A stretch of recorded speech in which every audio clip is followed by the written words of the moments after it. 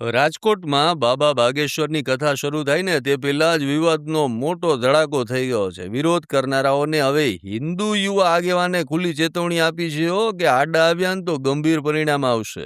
બરાબર, આ તમામ લોકોને હું આજે આ વિડીયોના માધ્યમથી ખુલ્લી ચેલેન્જ આપું છું કે તમે આ કોઈ પ્રકારના કાર્યોમાં આગળ વધતા હોય તો અટકી જાજો.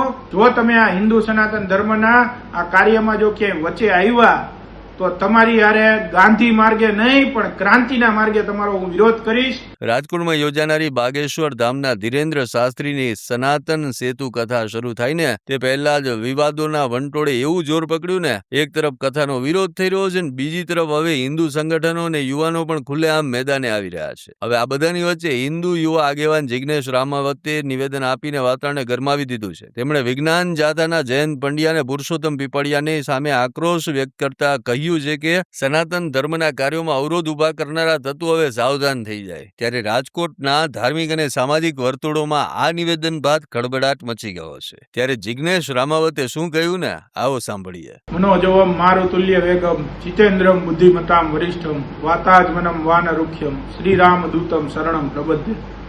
હનુમાનજીના પરમ ઉપાસક હનુમાનજી મહારાજના પરમ આશીષના કૃપા પાત્ર એવા બાગેશ્વર ધામ સરકાર શાસ્ત્રી ધીરેન્દ્ર કૃષ્ણ રાજકોટ પધારી રહ્યા છે.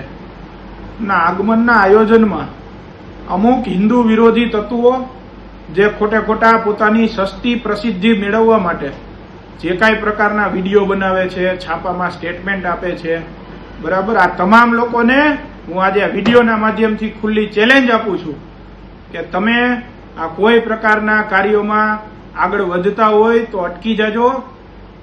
આગળ આનાથી પછી વધતા નહીં. હું તમને ખુલ્લી ચેલેન્જ આપું છું, ધમકી આપું છું, ચેતવણી આપું છું. તમે જે સમજવું એ સમજી લેજો. જો તમે આ હિન્દુ સનાતન ધર્મના આ કાર્યમાં જો ક્યાંય વચ્ચે આવ્યા તો તમારી હારે ગાંધી માર્ગે નહીં પણ ક્રાંતિના માર્ગે તમારો હું વિરોધ કરીશ. તમને હું મુંહ તોડ જવાબ આપીશ. અને ભાઈ જયંત, તું તારી પેલા જ્ઞાતિ જાતિ નક્કી કરી લે. તું જયંત છો, જોસેફ છો, જલાલુદ્દીન છો, શું છો નહીં તું પેલા નક્કી કરી લે.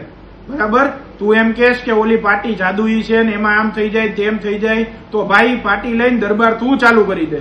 બરાબર, તારી ન્યાય લાખો ભક્તો આવે. તું ભાઈ આ બીજી ત્રીજી બધી વસ્તુ રહેવા દે. ભાઈ પીપળિયા ભાઈ, તમે બેંકના મેનેજર ચેરમેન છો, તમે તમારી ગરિમા જાળવો. દરેક વખતે હિન્દુ સમાજમાં ક્યાંય વચ્ચે આવોમાં ભાઈ તમને આ સમાજ માફ નહીં કરે. હિન્દુ સમાજ કોઈ તમને માફ નહીં કરે. જ્યાં સનાતનના કાર્યો થતા હોય, જ્યાં સનાતન કથાના કાર્ય થતા હોય ત્યાં ક્યાંય ભાઈ વચ્ચે આવોમાં અને કોઈ અંધશ્રદ્ધા ફેલાતી નથી. અને ભાઈ જયંત, તું નક્કી કરી મને કહેજે તું જયંત છો, જોસેફ છો, જલાલુદ્દીન છો કે શું છો. જય સિયારામ.